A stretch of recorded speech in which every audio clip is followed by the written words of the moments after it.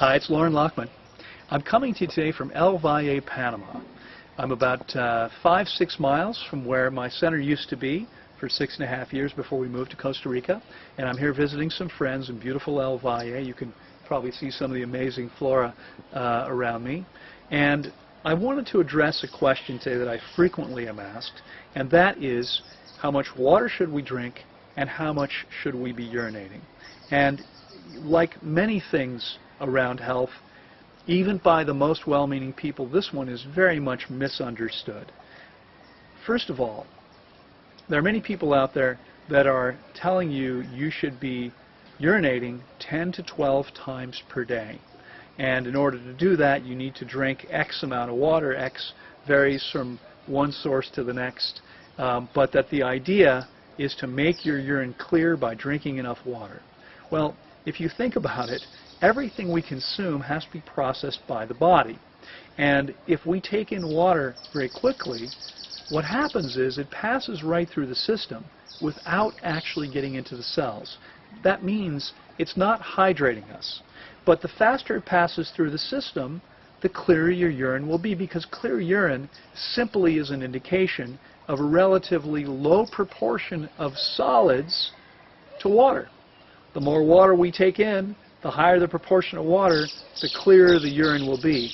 But all that does is give you extra work processing all this water through your system. Okay? Getting your urine clear is easy if you drink enough water, but it's doing absolutely nothing to cleanse your body. Okay? And it's not hydrating you either, because the water that we drink is much harder to get into the body than the water in the perfect foods that we eat. Now, unfortunately, even if you're eating a perfect diet of primarily ripe, juicy, organic, water-rich fruits like watermelon and papaya and mangoes, if you're here in the tropics, and peaches and oranges and apples and pears, if you're not, even if you're doing that, and leafy green salads, you are still not likely to be fully hydrated. Why do I say that?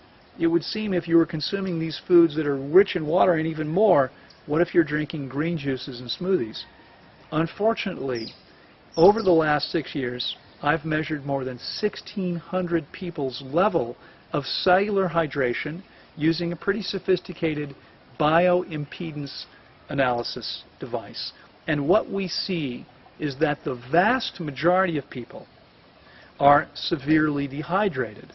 Now, severely dehydrated, in my book, is 15% below what we've seen as possible.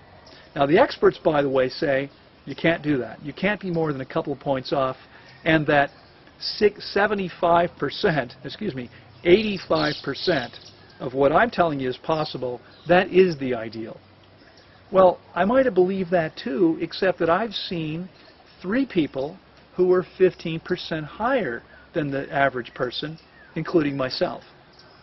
And so what I've seen is that when and only when we get the body truly clean with water-only fasting, you see, until we get the body clean, the body is putting a lot of the water coming in into trying to cleanse, because every channel of elimination, whether it's through the urinary tract, through the colon, through the breath, through the mucous membranes, or through the skin, every one of those channels requires water or nothing moves.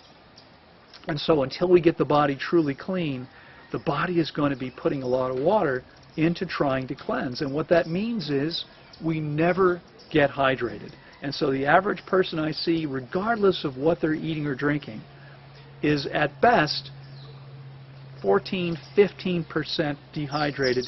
And only a few people, literally 3 of us so far, have been 80% lean tissue hydration, where the average person's around 67–68%. So again, how do we do that?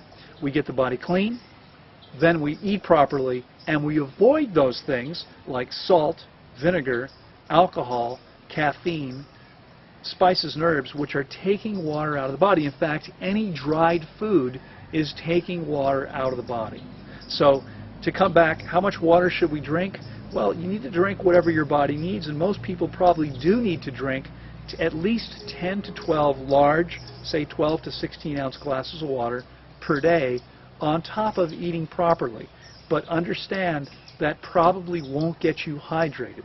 And in order to ensure that you're able to get that water into your cells, you're going to want to sip the water, because the water that we drink is 10 to 20 times harder to get into your cells than the water in our perfect water-rich foods. That water that's been distilled by the tree, by the vine, and is perfect, much easier for your body to use.